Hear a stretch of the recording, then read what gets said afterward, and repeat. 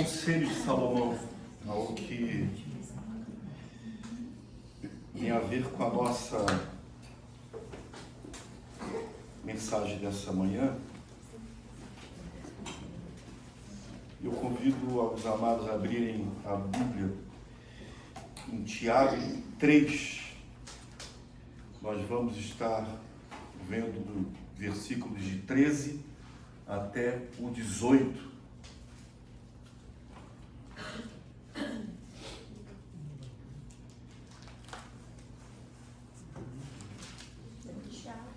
Tiago 3, 13 a 18. Amém.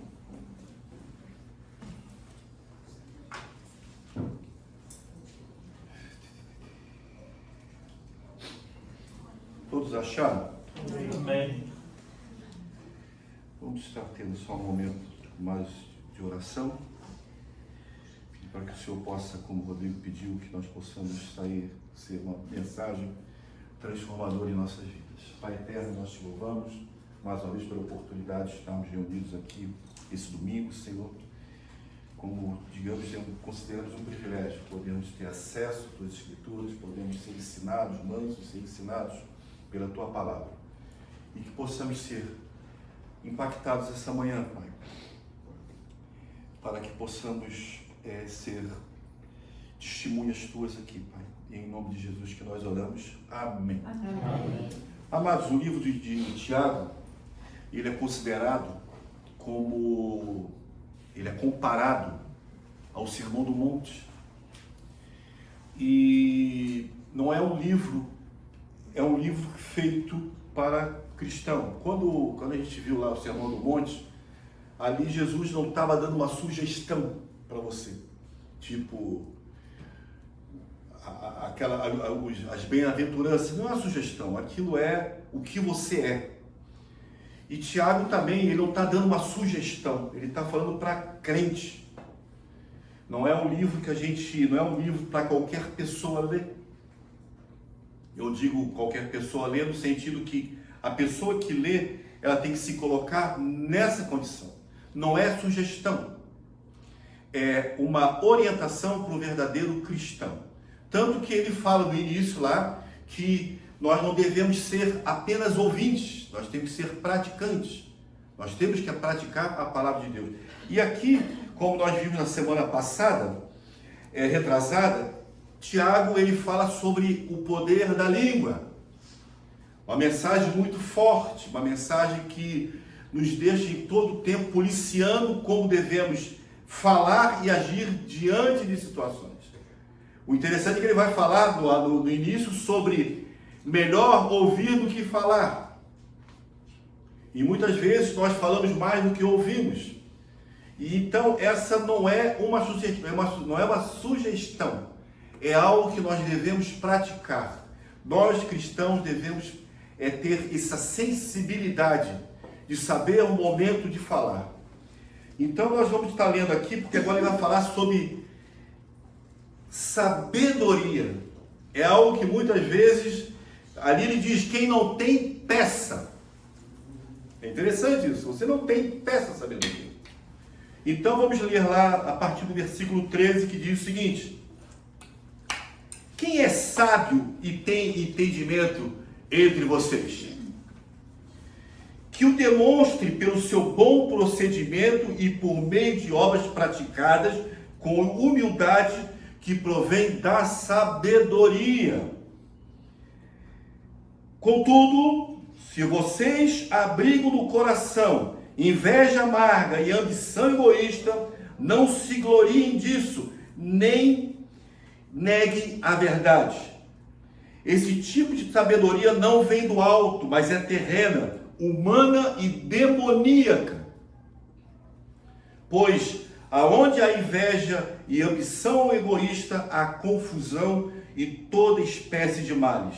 No entanto, a sabedoria que vem do alto é, antes de tudo, pura, depois pacífica, amável, compreensiva, cheia de misericórdia e de bons frutos, imparcial e sincera. O fruto da justiça é semeado pela paz em paz pelos pacificadores. Afinal de contas, o que significa sabedoria? Então nós recorremos ao dicionário. Ele vai dizer que significa excelência mental no sentido mais pleno. É você ter o teu pensamento da melhor forma, não incluindo apenas o conhecimento, mas a habilidade e o julgamento para aplicar esse conhecimento às circunstâncias na situação da vida. Apenas conhecimento não interessa. Se você não tem sabedoria de aplicar, tem pessoas que são extremamente conhecedoras, extremamente pesquisadores, mas não conseguem aplicar na sua vida. Tipo, a teoria é uma coisa e a prática é totalmente diferente, né? Às vezes somos mais teóricos do que práticos. Sabemos, mas não temos sabedoria de aplicar. Então, a sabedoria de Tiago tem mais a ver com uma conduta que reflete a natureza e a vontade de Deus do que um intelecto apurado. Nós somos movidos, nós vimos a cosmovisão cristã. Nós temos pensamentos diferentes do que o mundo tem. Nós agimos de maneiras diferentes do que o mundo age. A princípio, nós deveríamos agir diferente do mundo. Então, Então, Tiago, ele faz um desafio. Quem é sábio e tem entendimento entre vocês? Entre nós. Mais fácil falar assim. Essa é uma pergunta que Tiago faz. Começa diante desse tema, perguntando, tá, quem aqui de entre nós tem sabedoria? Ou será que apenas temos conhecimento? Então, nós temos que entender, tanto a sabedoria e o entendimento, eles andam juntos. Sabedoria nos posiciona. E o entendimento nos dirige. Não sei se você está entendendo. A sabedoria nos posiciona diante de uma situação. E o entendimento dessa situação nos dirige à maneira que devemos nos comportar. Porque a sabedoria também sem entendimento não funciona. Nós temos que ter um entendimento que nós temos uma cosmovisão cristã. Nós não podemos misturar o mundo com a igreja. Eu não posso misturar a minha vida, ter uma vida mundana com uma vida cristã, com uma vida na igreja. Nós não somos mais, nós não pertencemos mais a esse mundo. Vivemos nele. Mas a palavra diz que nós somos aqui o quê? Passageiros. Nós somos aqui, não é verdade, não é passageiro, diz que nós somos aqui, meu ponto, está lá aí, peregrinos, estamos de passagem aqui. Estamos de passagem nesse mundo. Somos diferença, fazemos diferença e temos que revelar essas coisas ao mundo. Temos que ser sal e temos que ser luz. Não é isso que nós aprendemos quando estudamos as bem-aventuranças? Não é uma sugestão.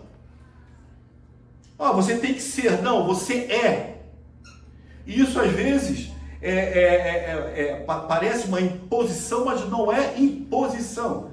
É algo que nós devemos ser. Tomar minha aguinha. Isso aqui é água, tá, gente? Não é um café. Aqui a questão não é o quanto você sabe ou eu sei, mas como esse conhecimento é refletido em nosso comportamento.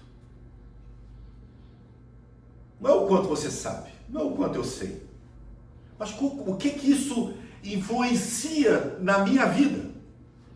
Eu posso saber a Bíblia de cor, eu posso ter lido a Bíblia 10 vezes, mas se isso não influenciar a minha vida, que importa? Tem um pastor puritano inglês que ele diz o seguinte: cristão é mais conhecido pela sua vida do que pelo seu discurso. O discurso, às vezes, ele realmente ele é ótimo. Nós vemos os políticos, né? Eles têm aqueles discursos principalmente antes de serem eleitos, né? Eles têm aquele discurso de que vão fazer, que é isso, que é isso, é isso, mas a sua vida não condiz com o seu discurso. E muitas vezes o cristão também não condiz. Semana passada, na outra vez, nós falamos sobre o poder da língua, o que o cristão tem falado. A maneira que o cristão tem, inclusive falamos até sobre a expressão de palavras, de palavrões.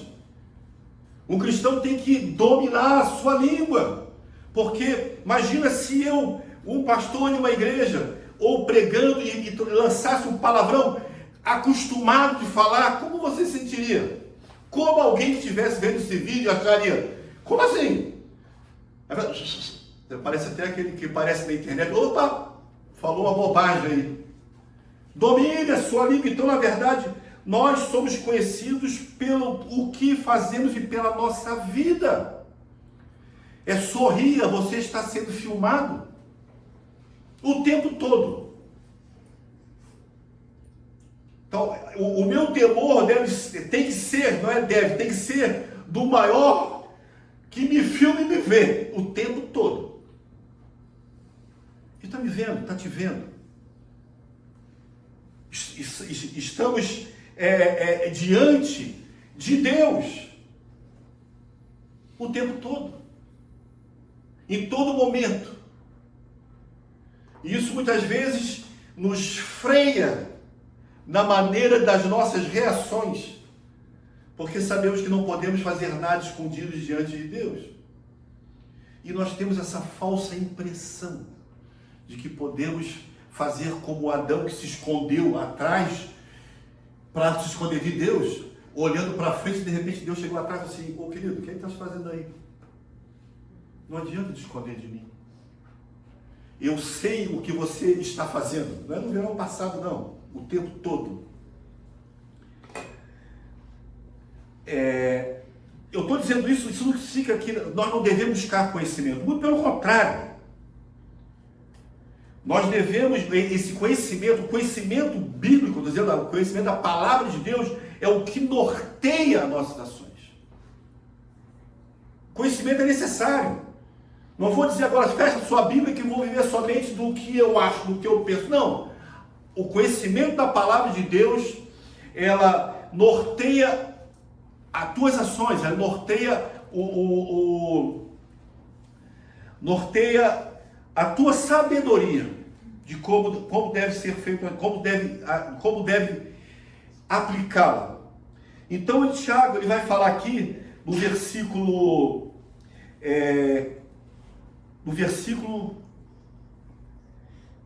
deixa eu ver aqui, consigo aqui, só um minutinho aqui, que existem duas sabedorias. Começa no versículo 14. Contudo, se vocês abrigam no coração inveja amarga e ambição egoísta, não se glorie disso, nem negue a verdade. Esse tipo de sabedoria não vem dos céus, é terrena. 14 e 15.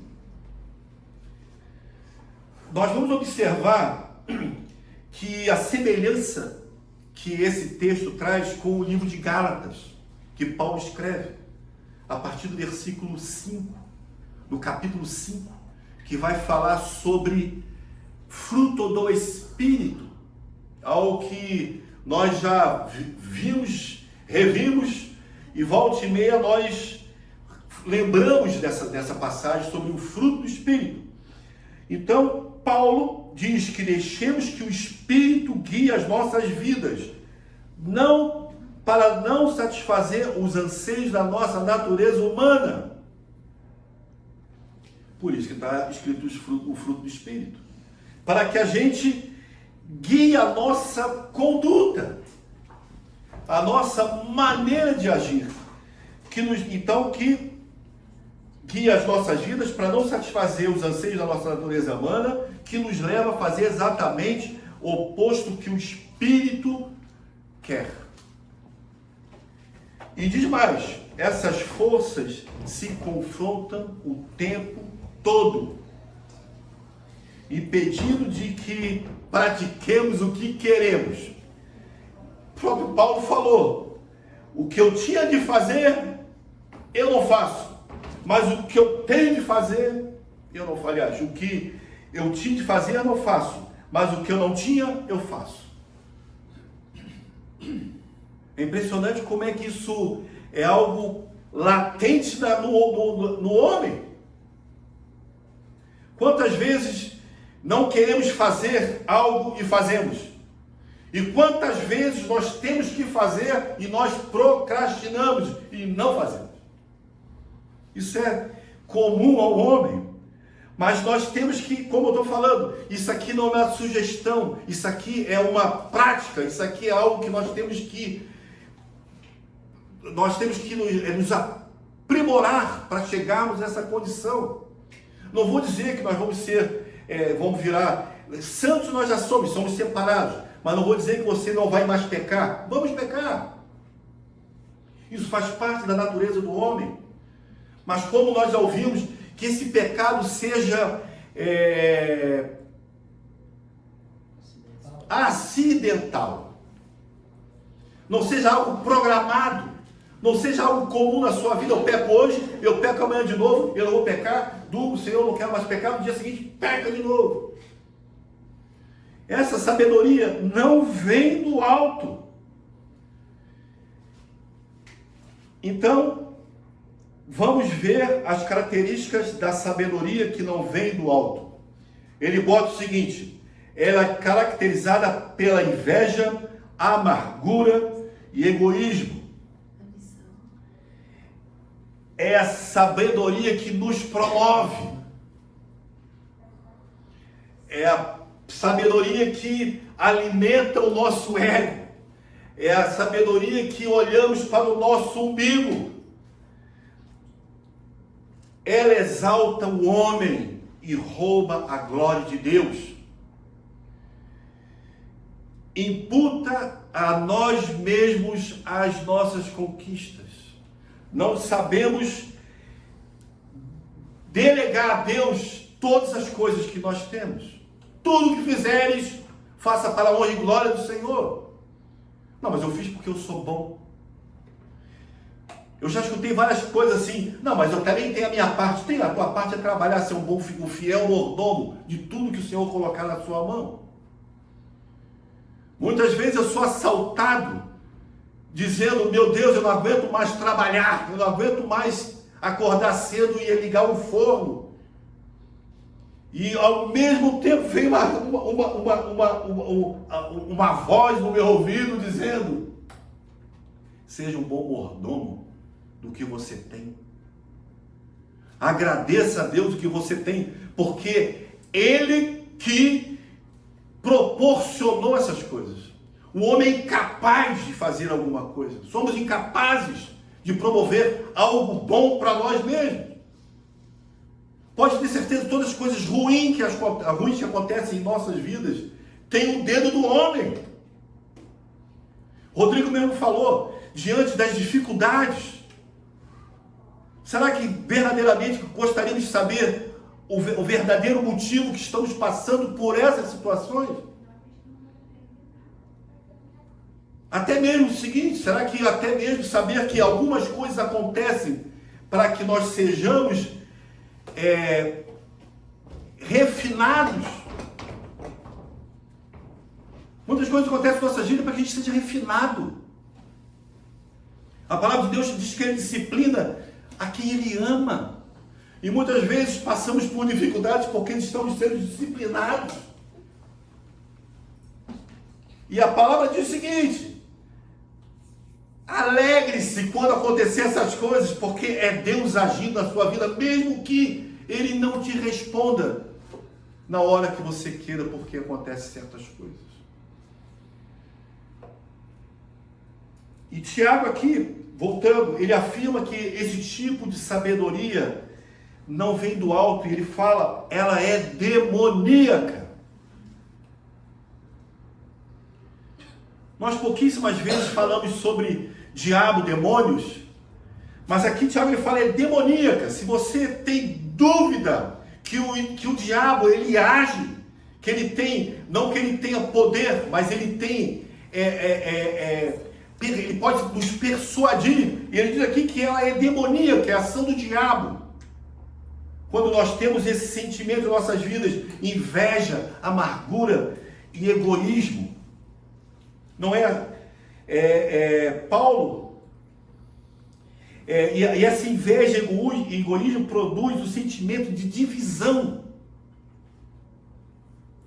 Paulo ele vai falar em Filipenses, no capítulo 2, aquela parte que diz que ele veio abrir mão de sua glória, mas antes ele vai falar, cuidando cada um, não somente dos seus próprios interesses, mas também os interesses dos outros. Percebendo que a nossa vida de cristão não sou eu mais, somos nós, o próximo. Não vivo mais sozinho.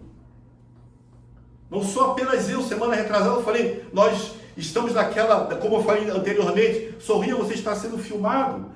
Aquela história, você fala, a minha vida não interessa para ninguém, esquece isso. Nós, como os cristãos, temos que ser exemplo. Porque é isso que atrai. A igreja, quando começou a igreja primitiva, ela acrescentava pessoas pela maneira que eles estavam se agindo. As pessoas eram reconhecidas. Somos reconhecidos como os cristãos. Alguém tem uma inveja do nosso comportamento? Puxa, eu queria ser que nem o Rodrigo, queria ser que nem o Beto, queria ser que nem... Eu não estou acusando ninguém, só estou falando que nós devemos ser essas pessoas que as pessoas desejem ser. Pessoas de bem com a vida. Bem com a vida não é deixa a vida me levar, não. Isso é Zeca Pagodinho. Seja o que Deus quiser. Não. Nós sabemos o que Deus quer. Nós sabemos o que Deus quer.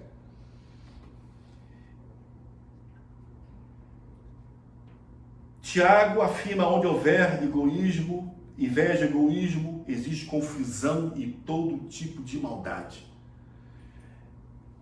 Essa tem sido a sabedoria do mundo, aonde o homem é o centro do universo, aonde tudo gira em torno dele.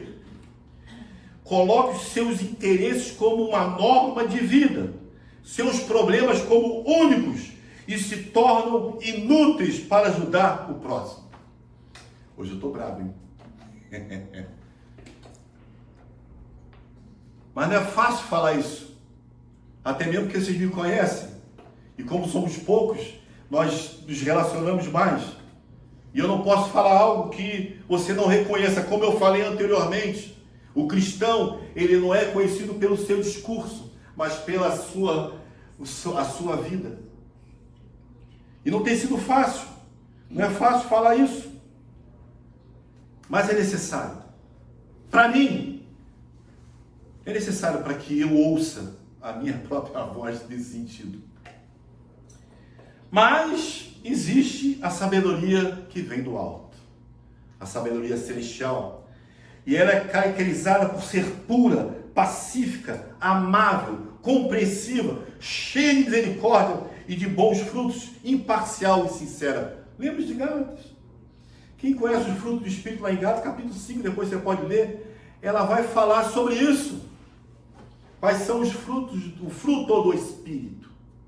O que ele proporciona à vida do crente? Então nós vamos observar cada dessas características. Primeiro, pura. Ela não se contamina com raciocínio e filosofia humana, mas mostra a sabedoria de Deus, revelado através da onde?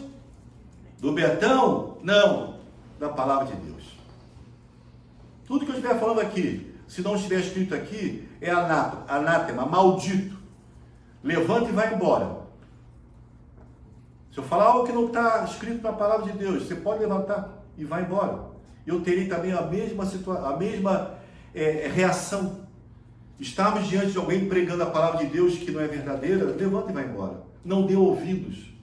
Então, a sabedoria, a pureza da sabedoria mostra a sabedoria de Deus, revelada através da palavra de Deus, livre de toda ambição humana, sem qualquer defeito moral. Não perca tempo ouvindo esses pastores coach que gostam de falar da sua ambição humana, do que o que você vai ganhar. E por incrível que pareça, a palavra de Deus diz que nós não é ganho. Aquele que deseja, que carrega a sua própria cruz. Ou seja, é uma renúncia. Depois ele vai falar sobre pacífica. A sabedoria do alto, ela é pacífica, ela conduz à paz, em contraste com a sabedoria dos homens que nos leva à competitividade e rivalidade. Eu lá no apartamento, lá eu fico lá olhando meus netos pela janela, porque eles sempre estão competindo, sempre com uma corrida ou jogando bola, mas qualquer coisa, existe uma competição, existe uma rivalidade, mas é coisa de criança. Mas aonde existe essa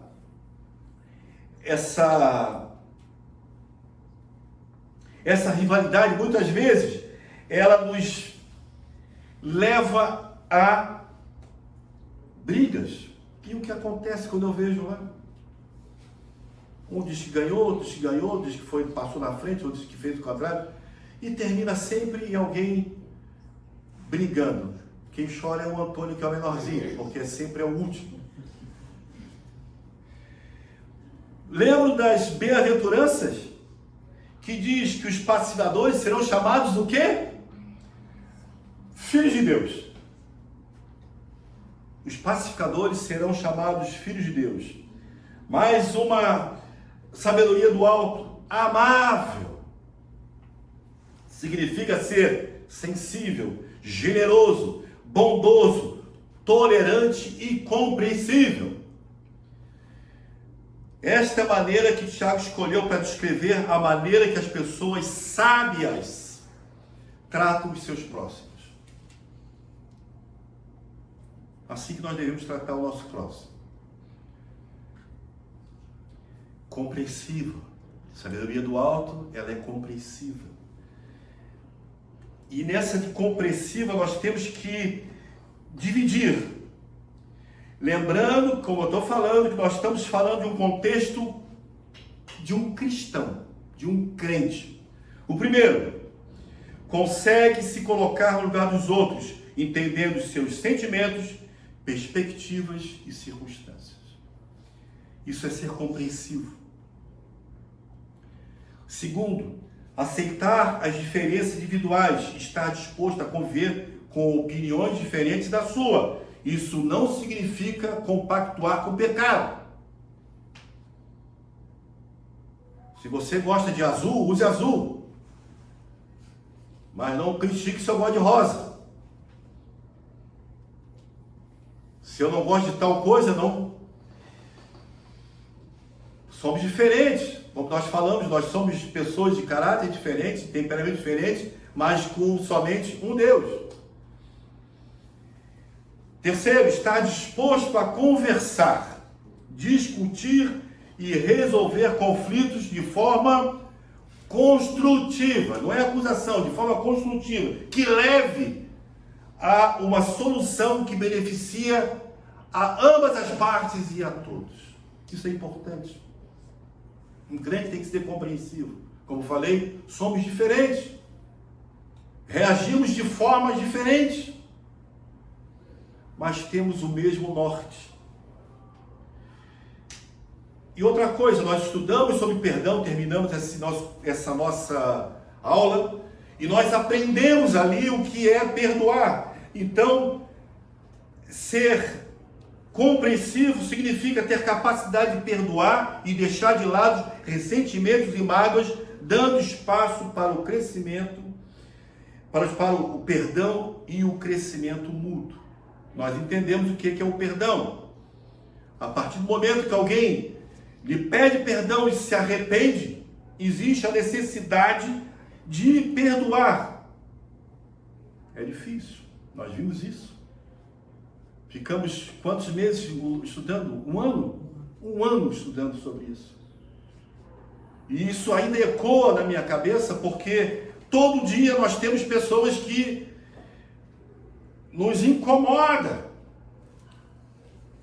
E nós temos que agir diferente.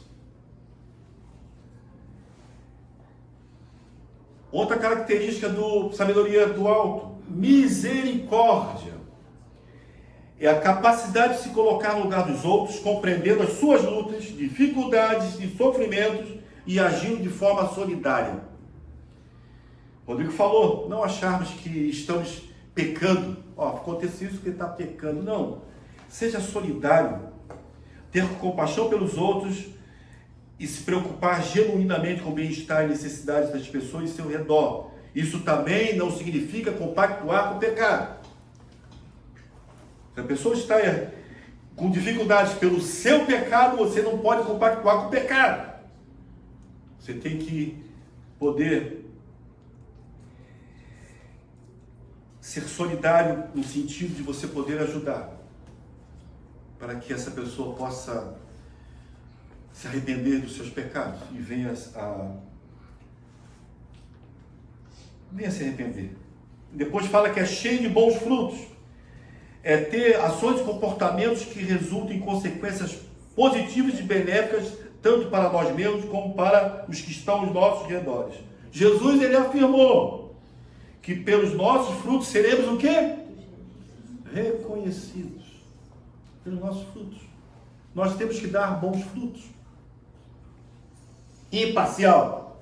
Significa que não sou dividido em julgamento. Quando usamos a sabedoria do alto, agimos conforme a verdade, não conforme a conveniência. É conveniente eu agir dessa maneira porque eu vou ter uma vantagem sobre isso aí. Não podemos abrir mão da verdade.